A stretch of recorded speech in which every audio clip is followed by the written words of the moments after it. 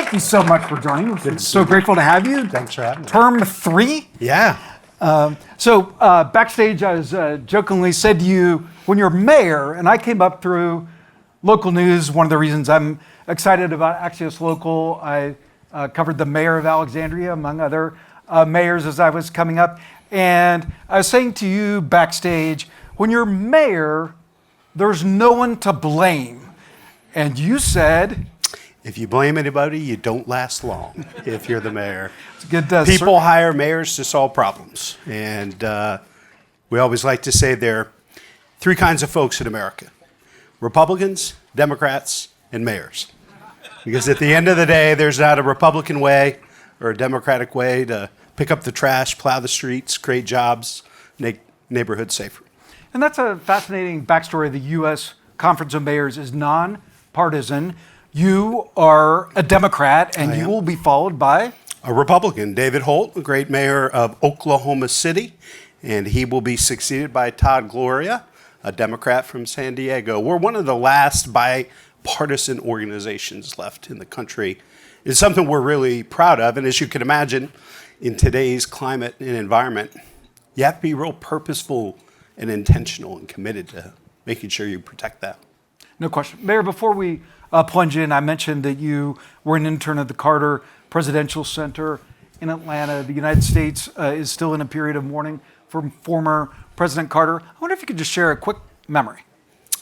Well, I was incredibly honored to represent the U.S. Conference of Mayors at the funeral. And it brought back so many memories. One of my favorites is there were a group of us. The Carter Center internships were some of the most competitive unpaid internships in America.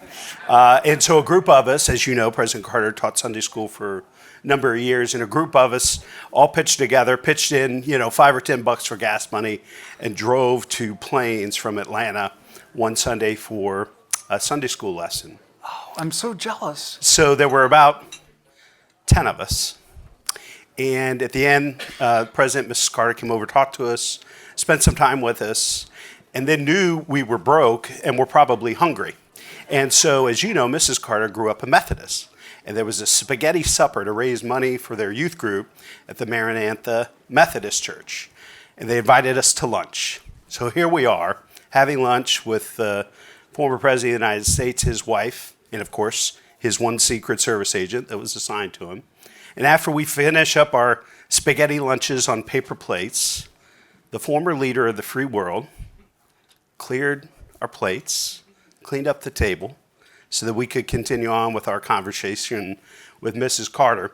The next time we see him, he appears with the biggest piece of pie that I have ever seen in my life. He put it in front of his wife and told her, "I'm sorry, I couldn't find anything bigger." Put one down in front of the Secret Service agent, and kindly told the rest of us we were on our own. That was one of my greatest memories. Stuck the landing. Yeah. That is a great story, Mayor. So Axios always starts with the news.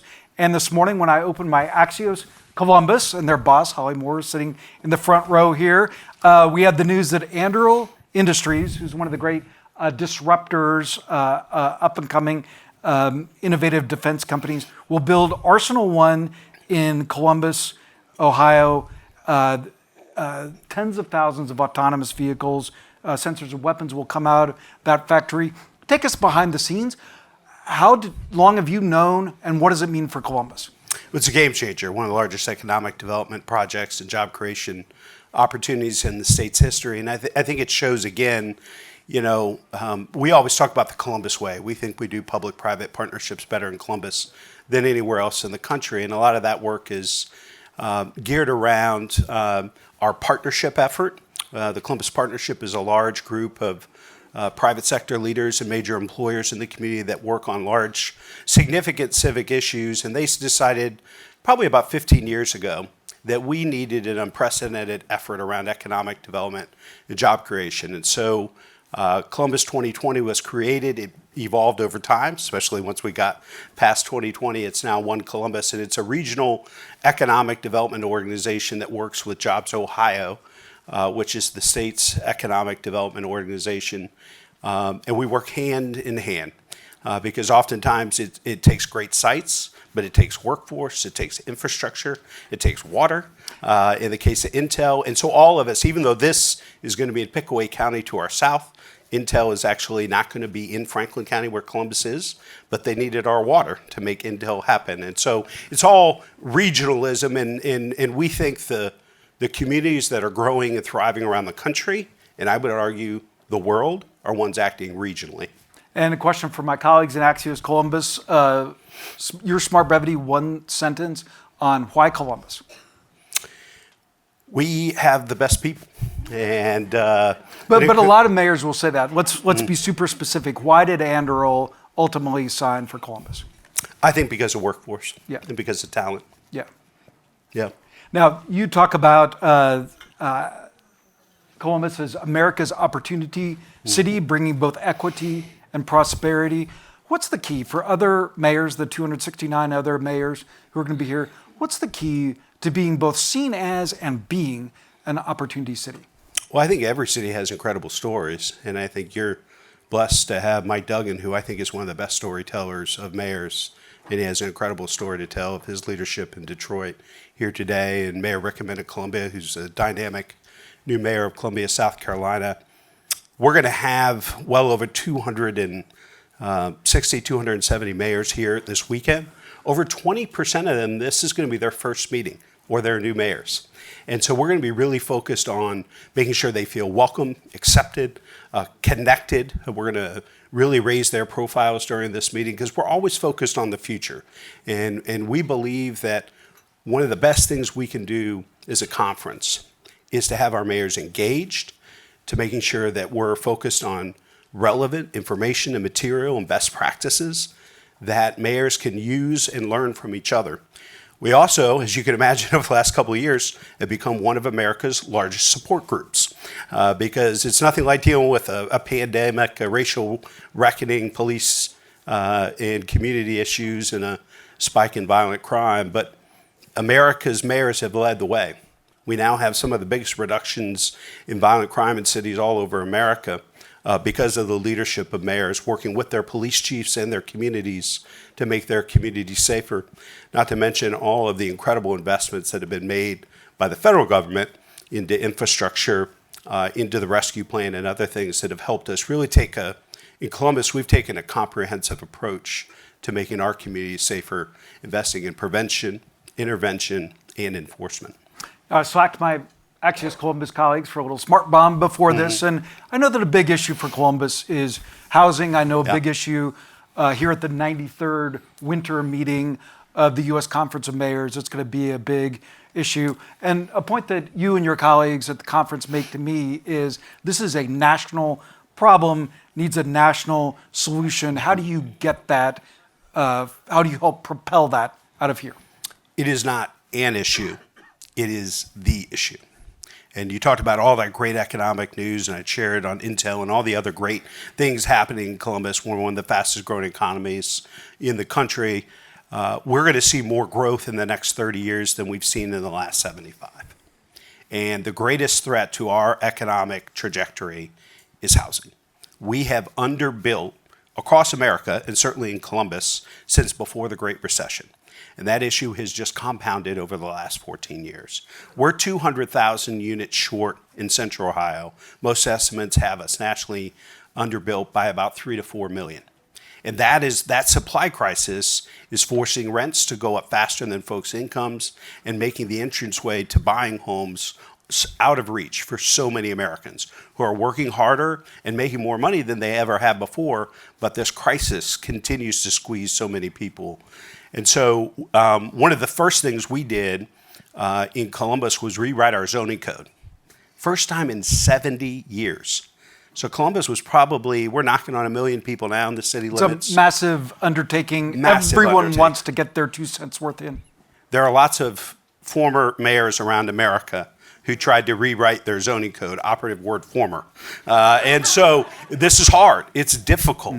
And oftentimes where the real gnashing of teeth takes place because you're impacting people's biggest investments, one of the biggest assets they have in their lives.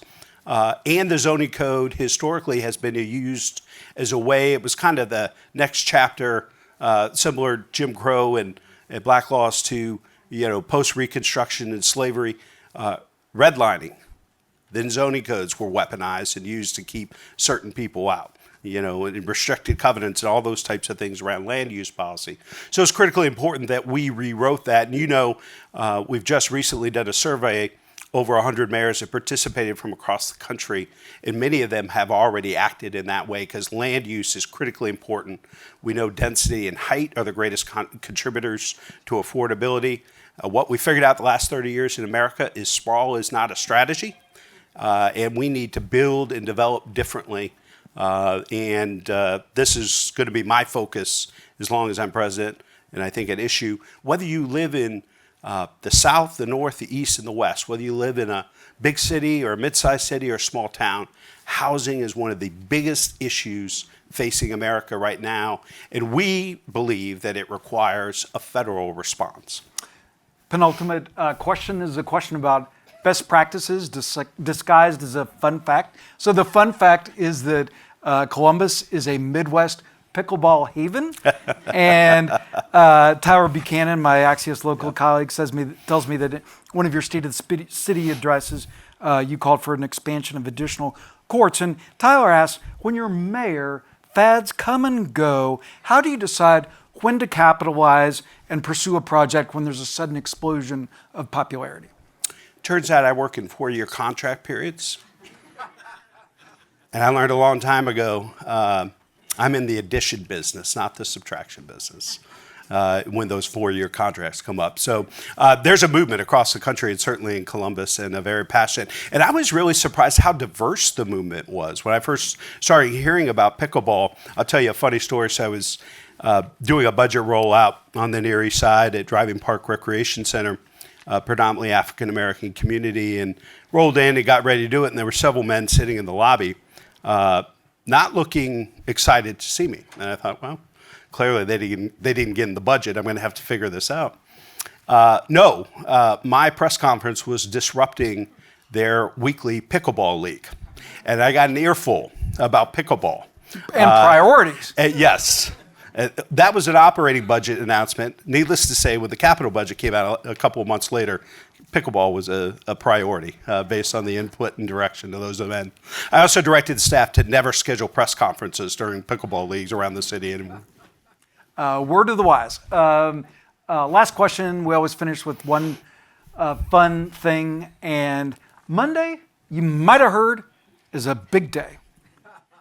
Martin Luther King Jr., important holiday. Inauguration, might have heard.